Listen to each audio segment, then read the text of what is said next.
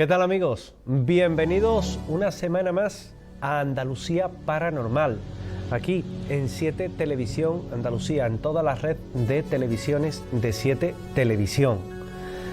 Hoy con un programa netamente andaluz en el que les quiero llevar a conocer diferentes historias paranormales ocurridas en entornos donde les garantizo que no les gustaría quedarse solos. Porque como primer tema quiero que viajemos a un lugar terrible en el que nos vamos al corazón de la Sierra Cordobesa para visitar el seminario de Hornachuelos, el monasterio de Los Ángeles.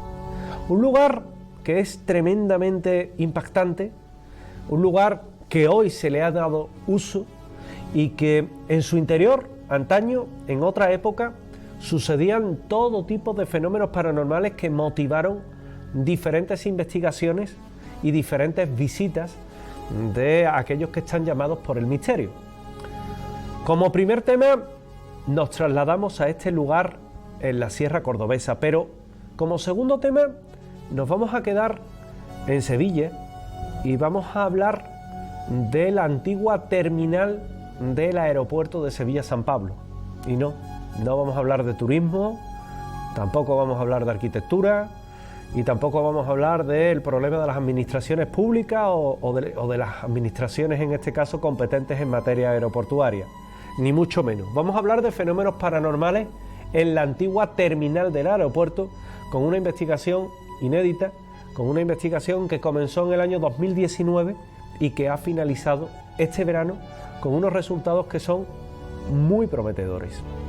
Finalmente concluiremos hablando de lo que son leyendas en torno a lo que es nuestra tierra, a lo que es Andalucía, y que viene también a poner ese contrapunto de historias heterodoxas entre tanta historia paranormal.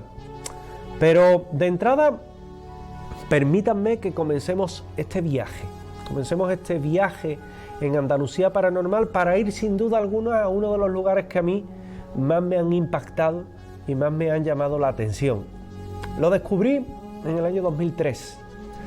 Lo descubrí a través de un amigo, de Manuel Delis, que me informó, me comentó de la existencia de un edificio abandonado en plena Sierra Cordobesa, que para llegar a él había que darse una tremenda caminata, pero que merecía la pena por las vistas que tenía en pleno entorno natural, a las faldas también un río, y de lo que era un edificio imponente que destaca una pequeña capilla que desentona por completo de lo que es el edificio en sí, entero realizado en cemento, pero que cuando uno entra en su interior se da cuenta que realmente nos encontramos en un lugar en el que han pasado hechos que desde luego no son normales. Y ese recorrido nos lleva precisamente a ese monasterio de Santa María de los Ángeles, en Hornachuelos, donde hay una buena cantidad de historias paranormales y muchos testimonios de multitud de senderistas que convierten ese antiguo monasterio en un enclave en el cual se habla de fenómenos paranormales, de muertes en extrañas circunstancias, de apariciones fantasmagóricas y de sombras también, y de una antigua maldición. La ubicación del paraje es tremenda porque está a muchos kilómetros de cualquier atisbo de civilización cercana, totalmente abandonado en las fechas en las que se investiga. Hoy día tiene otro uso, y los monjes pues deciden allí construir este lugar porque, según las antiguas tradiciones locales, se aseguraban que en el pasado había misteriosas luminarias que emergían del río Bembézar, que es el que acaban de ver en pantalla, y suben colina arriba hasta desvanecerse siempre en el mismo punto.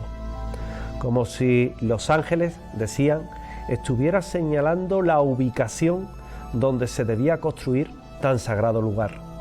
Y dicho y hecho, en el siglo XV, en ese cerro, pasó a conocerse como la Montaña de los Ángeles y allí se levantó el primer convento, el convento primigenio. Su fundador, celoso de que nadie pudiera cambiar aquella obra, dicen que lanzó una maldición sobre aquellos que, se atrevieran a reformar cualquier parte de ese edificio, que como ven es frío, es sombrío y tiene muchos lugares dados a la investigación.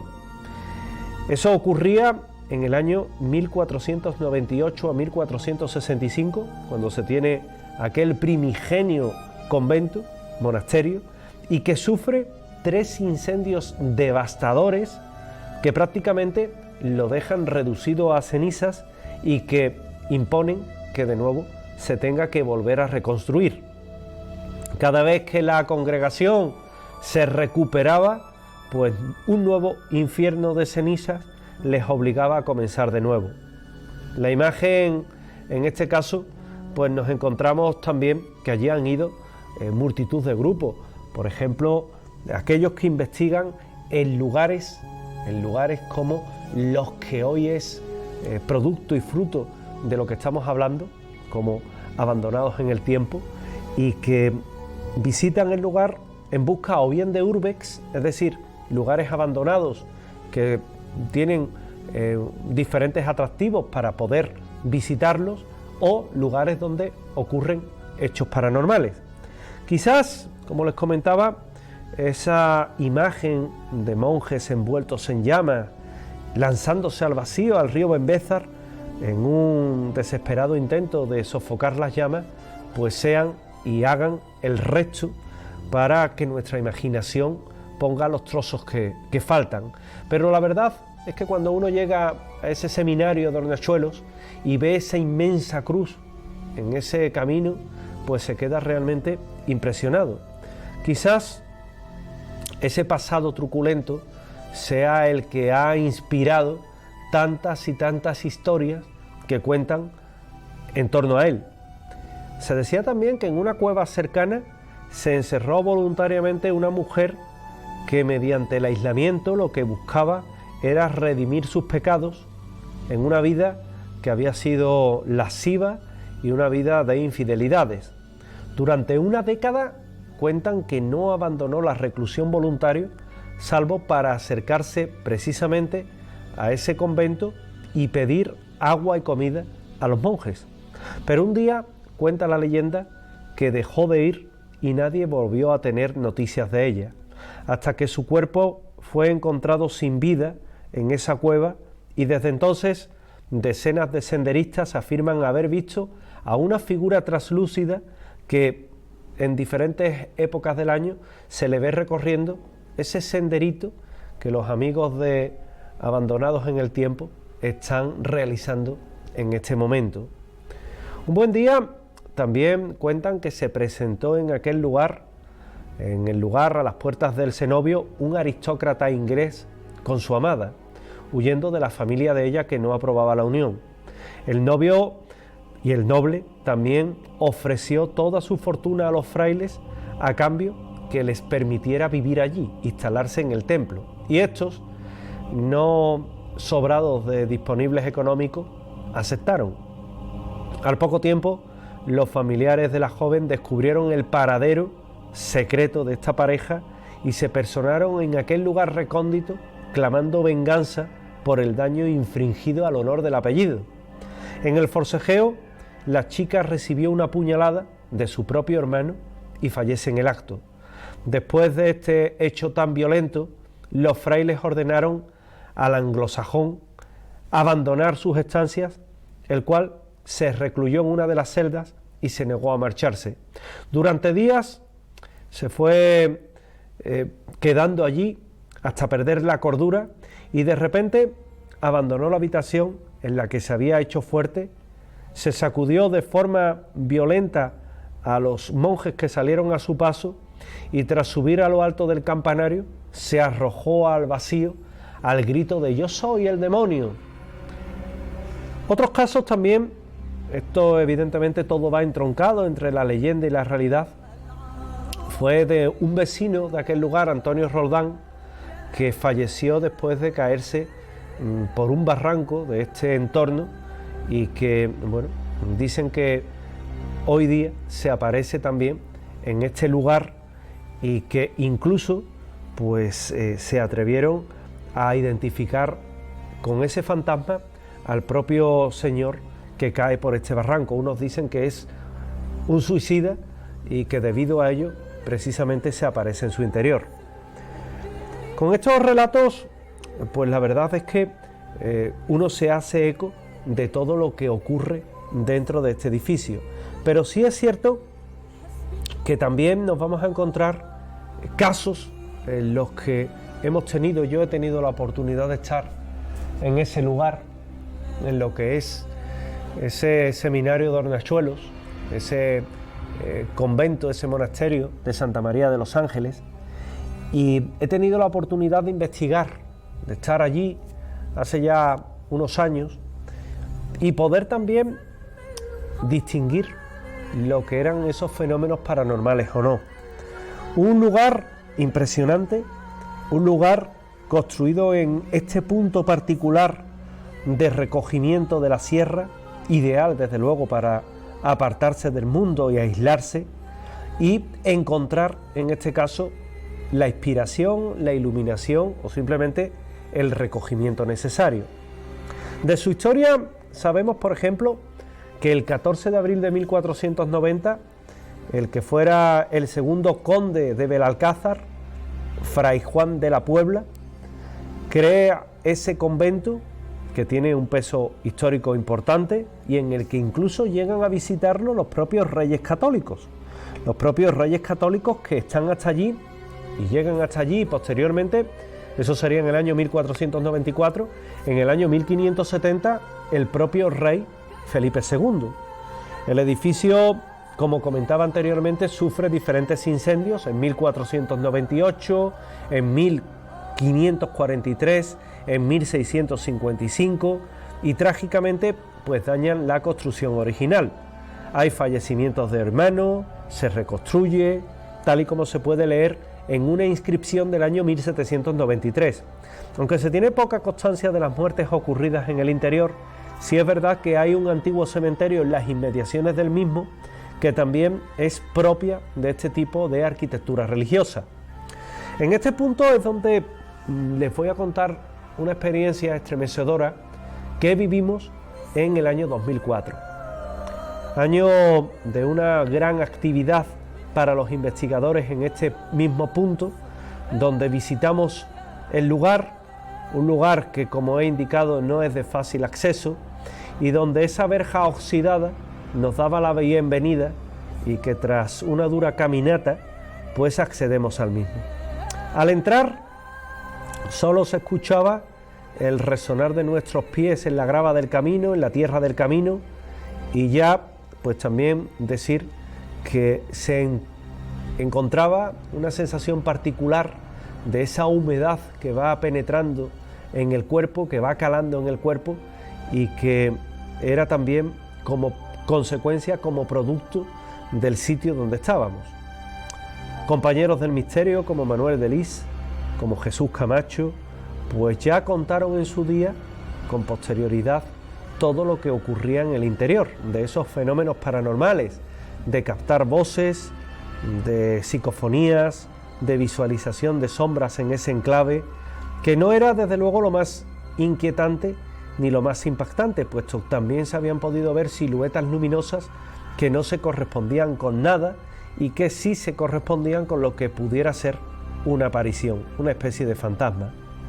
Comenzamos la investigación colocando todo tipo de sensores de movimiento en las cercanías, sobre todo puertas, ventanas, creando un perímetro de seguridad que marcara pues todo lo que era el lugar donde íbamos a estar, que como pueden ver en pantalla es lo suficientemente grande como para, y también frío, como para tener diferentes accesos y que no pudiera haber errores de percepción que nos llevaran a equivocarnos en nuestras apreciaciones.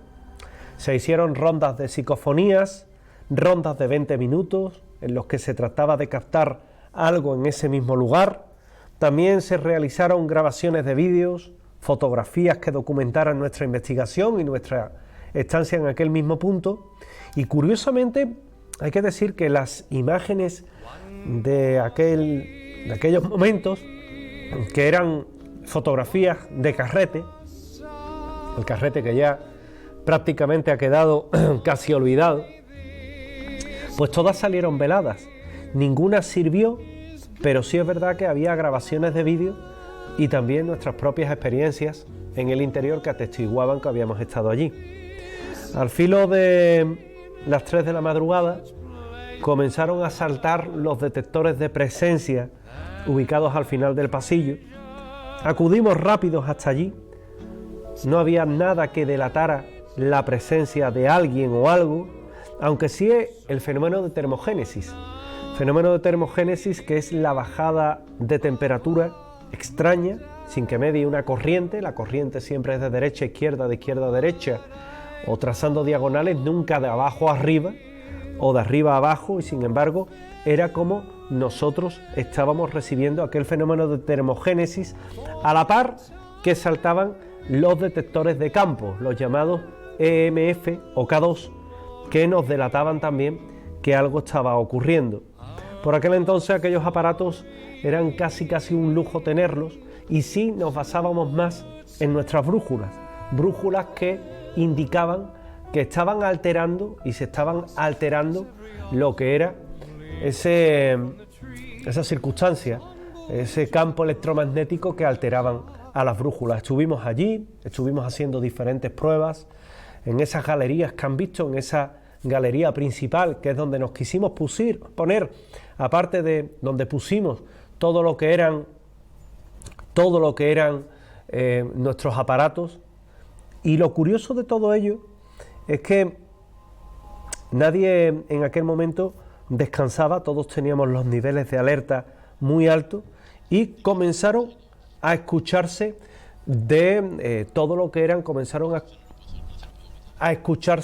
todo lo que eran pisadas, como sandalias, como chanclas, que tenían en este caso pues como protagonista unos pasos que no sabíamos identificar. Es curioso cómo también esas sandalias que se sentían, esos pasos, en todo momento a nosotros nos recordaban a sandalias de hermanos, de lo que eran partes de una congregación, que sí, que podía estar mediatizado precisamente por nuestro subconsciente. Yo no digo que no, pero era lo que se sentía y que no estaba provocado por nadie, puesto que todo el grupo de investigación se encontraba en ese momento allí, dispuesto a hacer esa sesión de psicofonías, y también con nuestros ordenadores monitorizando con aquellos programas todos los posibles sonidos que fueran surgiendo.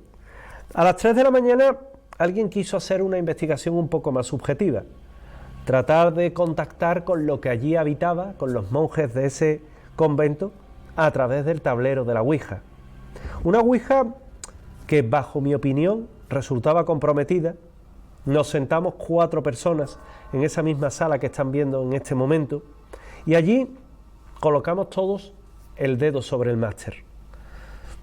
Los que han investigado conmigo y saben la forma que tengo de investigar, yo me apoyo poco, o me apoyaba poco, más bien, me apoyaba poco sobre el tablero de la Ouija, por lo menos en aquellos momentos. Hoy lo contemplo como una herramienta más de lo que es una investigación, pero en aquella época poco, porque también le tenía mucho respeto. Ponemos el máster sobre precisamente ese tablero, nuestros dedos sobre ese máster, y comienza una invocación. Y muy pronto comienzan los mensajes, que nos decían: un monje quemado, vivo aquí, eternidad, molestáis, herejía, oración, entre otras cosas. Los movimientos que hacía el máster eran tremendos, y aquello denotaba realmente la presencia de algo que estaba en el interior.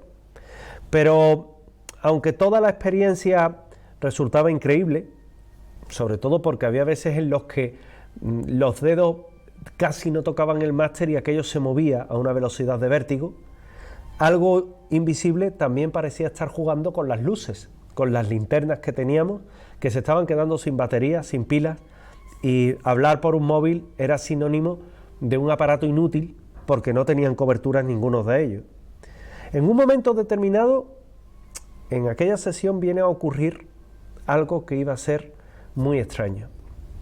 Surgen dos palabras en latín, malum y diabolus, es decir, demonio y diablo, y a partir de ahí es cuando se decide, entre nosotros hablando, que la sesión debía acabar, que la sesión debía concluir.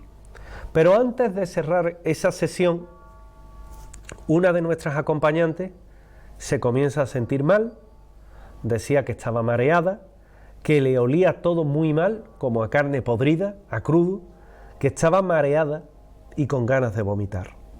Giraba el cuello como haciendo movimientos de relajación y entonces fue cuando le cambia la voz y empieza a decir: si me ves bien, soy yo, estoy con vosotros, ¿por qué habéis venido? Su voz era la propia, pero tenía un tono que nos extrañaba. La llamamos por su nombre, pero no reaccionaba. No sabía volver, es decir, no regresaba a su ser. Y nuevamente nos dice: no sabéis qué pasó aquí.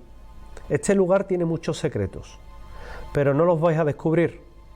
Estáis todos malditos. Pensamos que se le había ido a la cabeza, que podía estar de broma, pero cuando vimos que seguía manteniendo aquella actitud, comprendemos que realmente pudo haber sufrido lo que luego un médico amante de estos temas de misterio, calificó de una posesión temporal. Yo no soy experto en ese tipo de temas y por tanto me guío de lo que dicen los que saben, que en este caso tampoco son los investigadores del misterio, sino médicos que tienen experiencia en este tipo de situaciones. Le preguntamos por su nombre y respondió que se llamaba Juan, el hermano Juan. Le dijimos que qué quería de nosotros y simplemente nos respondió que nos marcháramos, ya, y que otros también nos estaban viendo. Entonces pareció como si nuestro amigo recobrara un poco la cordura, soltó el máster y nosotros, extrañados, la volvimos a mirar y nos dijo aquello de: ¿no lo veis? Están alrededor nuestra, ¿no lo veis? Y entonces cayó como desmayada. Pedimos que se cerrara la sesión rápidamente, no queríamos seguir con esa sesión de Ouija, y cuando ella despertó, cuando se la reanimó, simplemente no recordaba nada de lo que había sucedido. Todas las grabadoras se habían quedado sin recoger apenas nada, excepto unas psicofonías, y todas las grabadoras poco tiempo después quedaron inutilizadas, sin batería, así como la mayoría de las linternas que llevábamos, que su luz mortecina ya delataba que también estaban casi sin baterías. Había pasado algo muy extraño en este seminario de Hornachuelos. Allí mismo, sobre la marcha, decidimos qué hacer, qué era lo mejor que podíamos hacer, y todos pensamos que volver sobre nuestros pasos, pasada casi a las 4 de la mañana, en una caminata de unos 6 kilómetros, y que creímos conveniente que en ese momento era lo mejor. Al llegar a nuestras casas decidimos volcar el poco material que había sobrevivido, y nuestra acompañante, la chica que había sufrido esa posesión, se negó a ir al médico. Pero hablando con expertos en Ouija, hablando con expertos también en medicina, hablando con médicos aficionados o expertos en temas paranormales, volvieron a ratificar que podía haber sido una posesión temporal. Yo particularmente lo tildé de sugestión del sitio y de la Ouija que estábamos haciendo. Pero un buen amigo me dijo que era más fácil ser poseído que ser sugestionado con un grupo de personas. Con lo cual, nuevamente, uno se tiene que fiar de lo que dicen los expertos. El monasterio de Santa María de los Ángeles, el seminario de Hornachuelos, un lugar mágico por el entorno en el que se encuentra, un lugar maravilloso, un lugar en el que hoy día, bueno, pues también se están dedicando a labores de rehabilitación de drogodependientes, que creo yo que es un uso mucho más digno que un edificio de esta magnitud abandonado en un lugar tan singular como es este, un poquito más elevado sobre el río Benbézar. Seminario de Hornachuelos, una experiencia que les he querido narrar, que les he querido contar en primera persona y que les he querido contar como producto de esa investigación que realizamos precisamente en aquel ya lejano año de 2004. Finalizamos y dejamos Córdoba, porque quiero que a vuelta de esta revista visual que llamamos Andalucía Paranormal, nos traslademos a la ciudad de Sevilla en 7 Televisión Andalucía y que vayamos al aeropuerto. No vamos a viajar, vamos a investigar y les voy a contar el resultado de una investigación en la vieja terminal del aeropuerto de Sevilla-San Pablo. No se vayan, les va a interesar.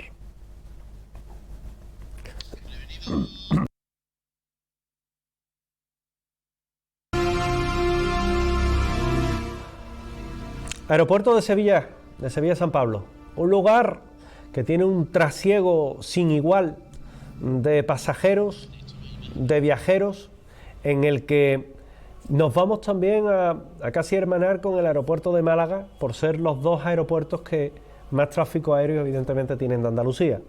Sin embargo, yo me quiero quedar en la vieja, en la antigua terminal del aeropuerto de Sevilla-San Pablo. Y se preguntarán por qué. Yo les diré que en el año 2018 comienza una investigación que llega casi por azar. Los amigos que habitualmente siguen el programa o me siguen por redes sociales, pues saben que una de mis actividades es hacer rutas culturales por Sevilla. Y en una de esas rutas culturales de misterio, una persona se queda al final de la ruta y me dice: oye, quiero hablar contigo porque te quiero contar algo que me ha ocurrido en mi trabajo. Bueno, pues al final de la ruta, si quieres, lo hablamos.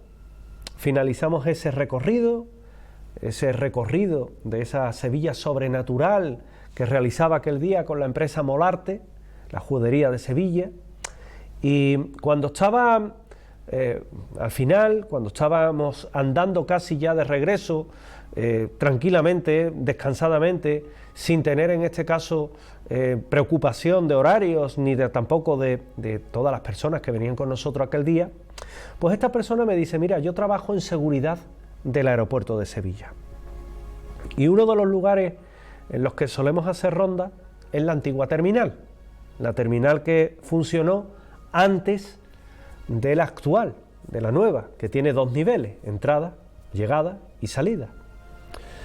Yo hago vigilancia allí y los compañeros que hacemos allí nuestras tareas sabemos que ocurren hechos extraños.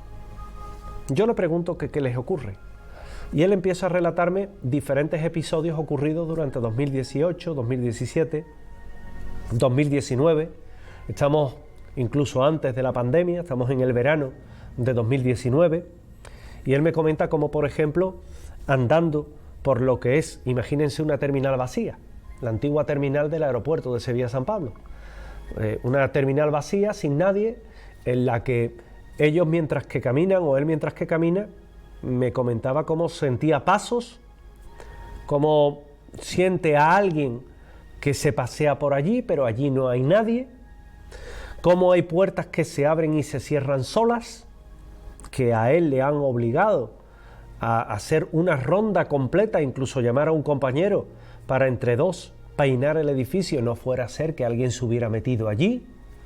No han encontrado absolutamente nada porque, entre otras cosas, muchas de esas puertas están bajo llave. Y sin embargo, puertas que se abren, puertas que se cierran o puertas que ellos acaban de cerrar bajo llave y aparecen abiertas. La respuesta es ¿cómo? La respuesta es ¿quién? Si solamente tiene acceso el personal de seguridad. Aquello es muy extraño, aquello les resulta a ellos tremendamente como inexplicable, no inquietante. A mí esta persona me decía que durante sus años de servicio ha visto muchas cosas raras y quien me está viendo y sepa del mundo de la seguridad privada sabe que es así. Y empiezan también a llegarle comentarios de otros compañeros que han tenido igualmente experiencias extraordinarias. Estar allí y ver una silueta que se pasea por el interior de la terminal, entrar, buscarla, porque evidentemente allí no puede haber nadie, máxime cuando aquello da casi a las pistas del aeropuerto y es un peligro, evidentemente, y se encuentran que no hay nadie. Escuchar cómo alguien se queja, un llanto, un quejido lastimero, en las puertas de los aseos también portazos e incluso extrañas luces en zonas en las que están apagadas, porque quien conozca esta terminal sabe que aquello no está en uso, aquello no está en servicio. Nuevamente más quejidos, más voces.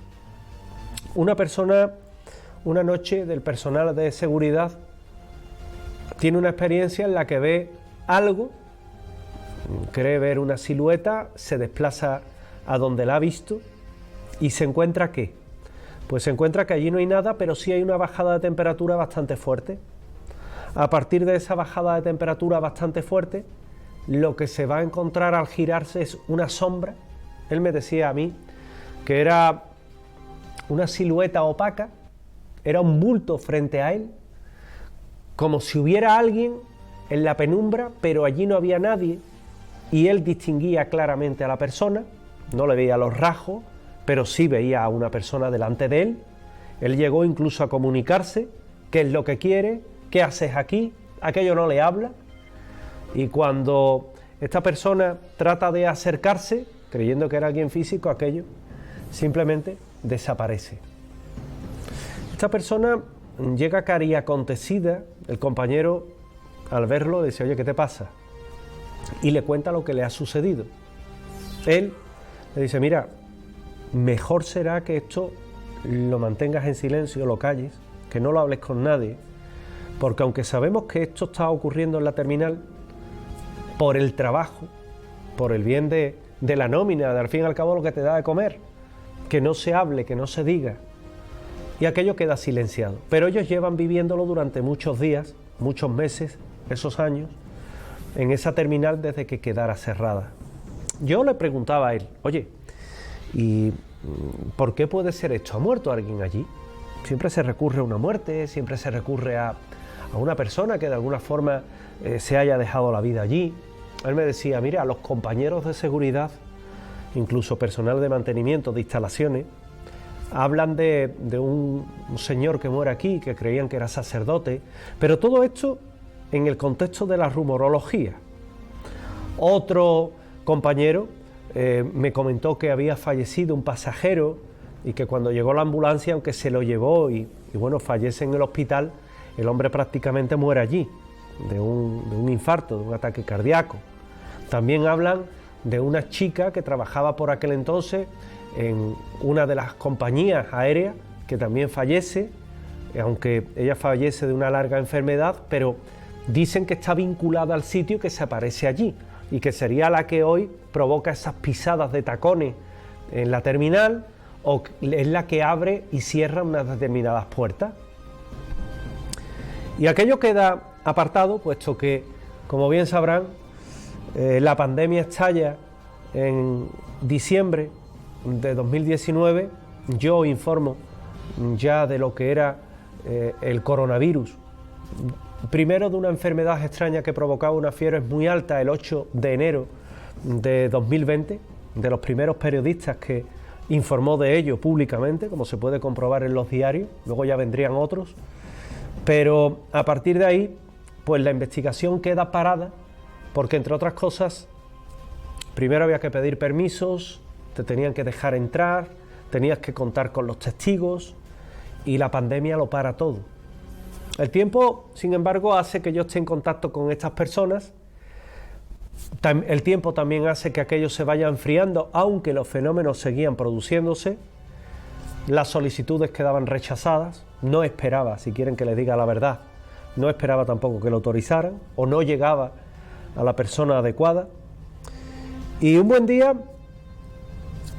les voy a dar un margen de tiempo en lo que sea difícil de ubicar, evidentemente, tanto servicio como persona, entre verano de 2021, verano de 2022, a mí me invitan a ir. Oye, vente, estoy de servicio, entramos, vas a tener unas 5 horas para estar allí y si quieres investigamos. Vale, yo acepto aquella propuesta, tengo la oportunidad de ir, efectivamente tengo la oportunidad de entrar, me enseñan la vieja terminal y yo empiezo a colocar aparatos. Aparatos que hoy me he permitido el lujo de traer algunos de ellos. Quiero mostrarle un poco cómo funcionan. Lo primero que hacemos es determinar que en aquel lugar no hay nadie. No hay absolutamente nadie en la terminal antigua, vieja del aeropuerto de Sevilla y colocamos aparatos como estos. En este caso un poco más voluminosos, que se llama REM-pod. La REM-pod no hace más que ese ruido que están sintiendo. Es imposible que esto toque si no hay alguien que se acerca a él. Debe de tocar esa antena, porque si estás en la cercanía, como ven con mi mano, esto no toca. Tiene que ser alguien que esté muy cercana o que toque la antena. Pues como este aparato se colocan unos pocos, este es más moderno, en aquella época pues se colocan lo que nosotros denominamos unas REM-pod de 4 sensores, este también tiene los 4, pero es una versión más reducida y más efectiva. Se colocan, me van a permitir que lo deje aquí, y si toca lo mejor es que en este estudio hay algo, que no me extrañaría, porque cosas raras pasan. Pero hecho ese comentario que a mis compañeros de realización a lo mejor no les hace gracia, pues sí es cierto que colocamos este tipo de aparato en todo lo que es el edificio, se colocan varios y se comienza a hacer esa investigación. Y nosotros detectábamos que en zonas donde no había nadie, este aparato tocaba, nos delataba que algo estaba pasando. Cuando acudíamos al lugar donde estaban pitando, allí no había nadie. Las puertas estaban cerradas, no había entrado nadie y sin embargo los sensores detectaban algo. Noche prácticamente, no muy tarde, las temperaturas bajaban de una forma abrupta, que además controlábamos desde ordenadores con una gama alta de lo que es, podríamos denominar, equipos de medición de temperatura con un ratio de comprobación de 0,1 segundo. Imagínense la cantidad de registros que te da en un minuto, y que había veces en las que la variación de temperatura bajaba por debajo, en este caso, de los 6 grados de diferencia, el escalón de por ejemplo, las 10:40 de la noche a las 10:42 de la noche, 6 grados de temperatura son muchos, es demasiado, y sin embargo en la terminal lo registrábamos esa variación de temperatura, era improbable. El ordenador no engañaba, lo que había era aquello. Luego también teníamos este tipo de aparatos. Este tipo de aparatos es lo que se llama un medidor de campo electromagnético, los EMF, los tengo más sofisticados, pero esto a mí me resulta bastante grato porque cuando detecta algo, pues se enciende todas las lucecitas. Si lo tuviéramos digitales, que también llevábamos aparatos de este tipo en digital, se tiene que mover entre unos 30 y unos 60 de valor, 30-90 de valor, y sin embargo aquel día estábamos en 348, en un lugar en el que sobra decir que evidentemente toda la instalación estaba apagada y luego también no hay posibilidad de wifi. Al compañero, en este caso de seguridad, le pedí incluso que apagara la emisora el mayor tiempo posible para que no entraran interferencias y pudieran saltar los aparatos. Hecho que de hecho hizo. Y esto se disparaba. Se disparaba además de una forma absolutamente abrupta, se disparaba de una forma tremenda y que De alguna manera, a nosotros lo que nos invitaba era pensar que algo estaba influenciando, sobre todo cuando en los momentos en los que se conectaba, más saltaban esos aparatos. Luego también tenemos los llamados detectores de presencia, puros y duros. Detectores de presencia que imagínense una especie de alarma que cuando algo corta por delante de ello, algo físico, suena. O una masa que sea lo suficientemente grande como para hacer que detecten aunque no se vean. ¿Y eso qué puede ser? Eso es lo que yo no lo sé decir. Pero estos aparatos, de los cuales había 10 puestos en todo el edificio, saltaban y no paraban.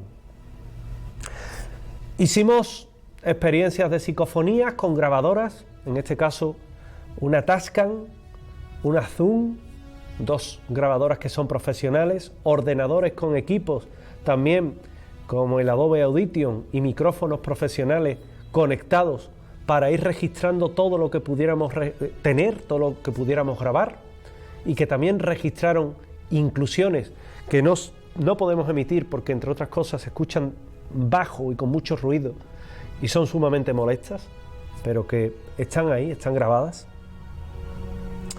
Y que igualmente, fíjense, hay más detalles porque aquella noche también tuvimos la ocasión de vivir hechos extraños.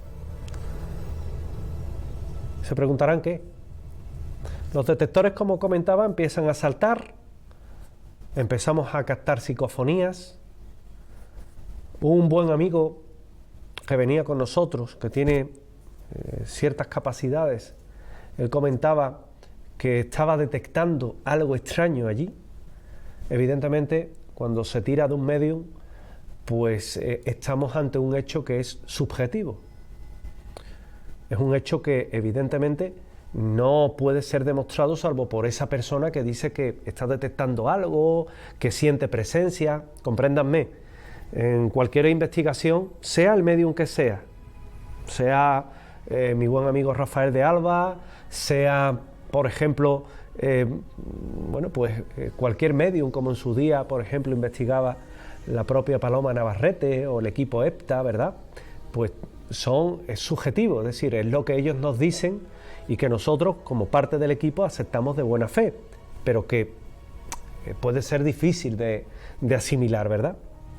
Sin embargo, sí es curioso porque él me decía, esa persona está en la zona de la terminal por la puerta 2. Y en la puerta 2, pues registraban los micrófonos esos picos psicofónicos y los detectores saltaban, sonaban. Los detectores como si algo estuviera allí. Es decir, que algo realmente de lo que esa persona decía estaba ocurriendo, era real. Y las psicofonías se estaban grabando. Luego, también en esta misma zona, tenemos la oportunidad de captar una extraña silueta, una extraña forma que parece dirigirse de derecha a izquierda y que a nosotros nos deja, en función de nuestra posición, dejando a nuestras espaldas todo lo que son las puertas de entrada, nos deja bastante sorprendidos.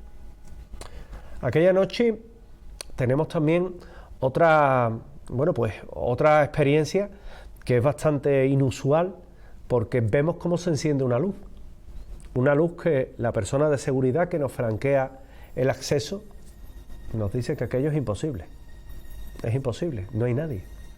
Al acudir al lugar donde estaba esa luz, primero, no había luz, y segundo, lo que habíamos visto era otra cosa. ¿Pero qué provoca esa luminiscencia? Sinceramente no lo provocaba nada que pudiera ser explicado racionalmente. Y nuevamente portazos que se volvían a escuchar, pisadas delante nuestra, y lo que también es singular, incluso nuestra cámara térmica, una FLIR profesional, que captaba una extraña silueta fría que se movía precisamente en aquel entorno. Colocamos también otros métodos de investigación diferentes, como por ejemplo en la llamada Spirit Box, este aparatito que tengo en las manos, que es una radio. Esto, miren ustedes, hay muchas personas que han tratado de investigar este aparato. Este aparato son muchos los que se acercan y pocos los que saben explicar realmente cómo consiste. Hay incluso personas que sin tener una titulación en electrónica industrial o en electrónica de telecomunicaciones han querido hablar de ella sin tener los conocimientos propios. No vale ser un chapuza o tirar cable para hablar precisamente de un aparato de este tipo de valía en una investigación. Esto no deja de ser una radio abierta que hace un escaneo por FM o por AM. No se para en ninguna cadena en concreto, sino que siempre va haciendo un escaneo constante, y en ese escaneo constante, yo ahora mismo la estoy accionando, en ese escaneo constante lo que va contactando, entrando es con diferentes cadenas de radio, y lo que se va escuchando, ¿qué es? Pues todo lo que son voces que se van metiendo. Y hay que saber diferenciar muy bien lo que es una psicofonía que se corresponde con el fenómeno de transradio, que pertenece a la transcomunicación instrumental, como demostró Marcelo Bacci en su día, y de lo cual ha hablado con mucha sabiduría el propio Pedro Amorós o otros grandes investigadores del mundo de la transcomunicación instrumental, a lo que es una interferencia de lo que es una voz de pasillo, de lo que es una voz en tercer plano. No todo lo que sale de aquí son psicofonías. Es decir, y tampoco uno se puede poner a investigar aquí, ¿cómo te llamas? Y dime tu nombre. ¿Y de qué color llevo el chaleco? Porque sinceramente, y perdonen que se lo diga con cierta guasa, aquí no vive un fantasma que tenga que coger apunte para irle respondiendo a todo lo que quieran responder o preguntar. Es decir, es imposible. Esto hay veces que funciona, veces que no, pero da buen resultado. Y fíjense que este aparatito, pues a nosotros nos iba dando señales, iba hablando, iba marcando, iba soltando palabras. ¿Cómo te llamas? Estoy. ¿Quién eres? Yo. ¿Te podemos ayudar? Sí. Es decir, había una conexión y había una comunicación que efectivamente se estaba realizando. Y luego tengo la oportunidad de poner otra máquina que se llama Ovilus 3, que nosotros también lo llevamos bajo un formato, en este caso digital, que no está disponible en ninguna pasarela, en este caso, de lo que pudieran ser, por ejemplo, Google Play o cualquier sitio que te descargas a tu teléfono móvil y ya, venga, voy a hablar con espíritu. Eso tampoco es así. Es decir, es un aparato, la Ovilus 3 físicamente, que solo hay 2 en España, una en Andorra, una de ellas la tengo yo, y en función de ese software se hace una adaptación para Android que no está en ningún sitio, y que lo que hay puesto en internet, en diferentes kioscos virtuales, tipo Google Play, pues no dejan de ser emuladores, que no valen para nada, son simuladores. Simplemente la máquina original sí es la que se basa en eso, y eso lo que va es, crea un campo de ruido blanco, y sobre ese campo de ruido blanco lo que crea es una portadora de audio para establecer esa base de transcomunicación instrumental. A partir de ahí la máquina también comienza a hablar, nos dice un nombre, María José, nos da un nombre también masculino, Antonio, y con esos dos son los que empezamos a grabar psicofonías normales, incluso de cassette, porque aunque parezca un método anticuado, hemos también practicado recientemente con ello, con muy buenos resultados, por cierto. Hemos practicado con esas psicofonías digitales, con grabadoras normales, sin recurrir a Spirit Box ni a Spirit Radio, y hemos recurrido a métodos modernos, como es la Spirit Box y la Spirit Radio, porque miren ustedes, cualquier método para tratar de resolver un caso es válido. Hay quien dice, no, pero es que esos métodos no están comprobados. Miren ustedes, están comprobados como el que trabajan con un medium, es exactamente igual. Es decir, todo vale dentro de un orden, lógicamente, siempre y cuando ayuda a investigar. Pues en esta investigación, en la terminal vieja del aeropuerto de Sevilla, ordenadores, cámaras de vídeos, cámaras térmicas, cámaras con visión nocturna para ver mejor por la noche, todo lo que es Spirit Radio, Spirit Box, todo lo que es aparato, detectaron que había algo allí, que hay psicofonías, que los hechos paranormales como pisadas, como susurros, como voces parafónicas que nos hablan, como mimofonías, como crujidos, que no pueden ser confundidas con la cubierta de la vieja terminal, que uno diferencia y distingue perfectamente cuando es la vieja terminal, cuando es la techumbre de cuando realmente algo está haciendo aquel ruido.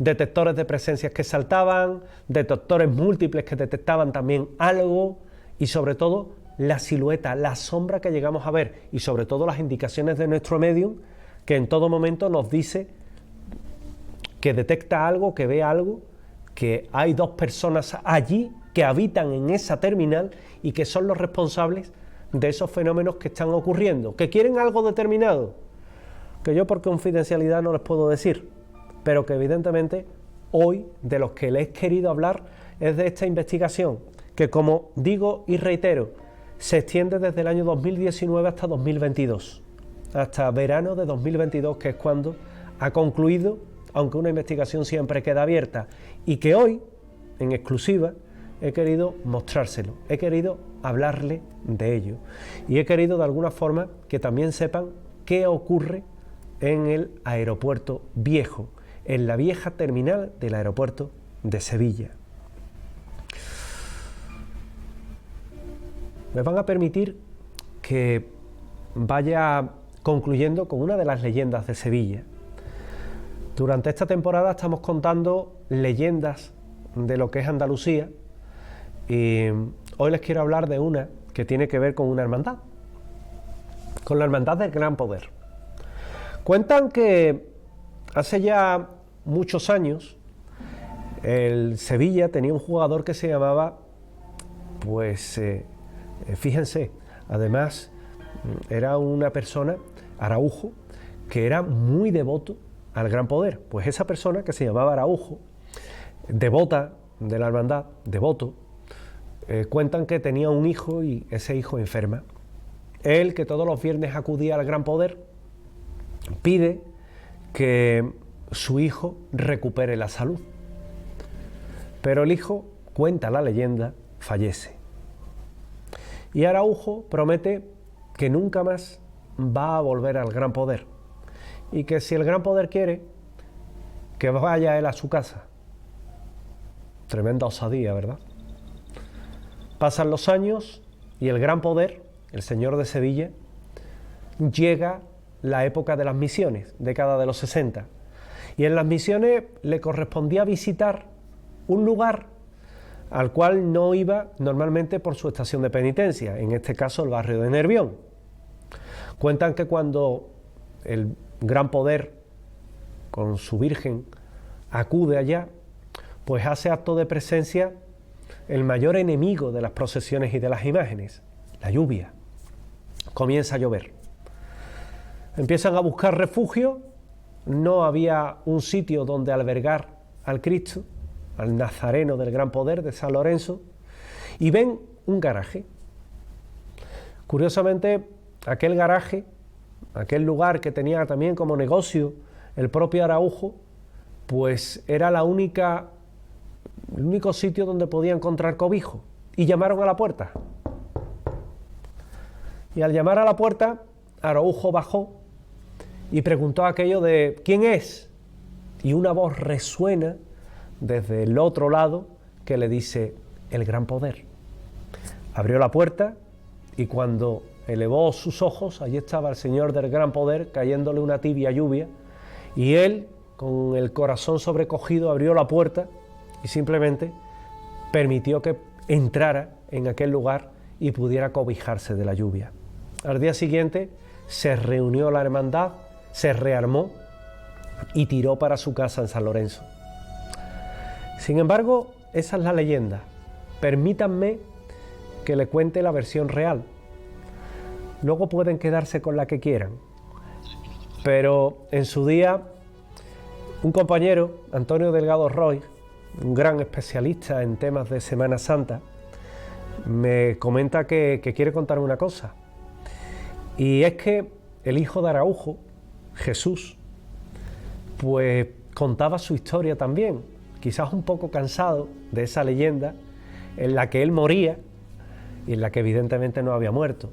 Y Jesús Araujo contaba cómo realmente su padre era muy devoto del Gran Poder, pero que nunca pasó lo que cuenta la leyenda, que simplemente en aquellas misiones es verdad que el Gran Poder visita Nervión, es verdad que llueve, pero no que quien pernocta en el garaje fuera el señor del Gran Poder que ya había encontrado refugio, sino que fue su Dolorosa. La Dolorosa es la que pasa la noche en aquel lugar para la mañana siguiente volver a coger, en este caso, el camino de vuelta a San Lorenzo. Historias eternas de Sevilla, historias que son leyendas.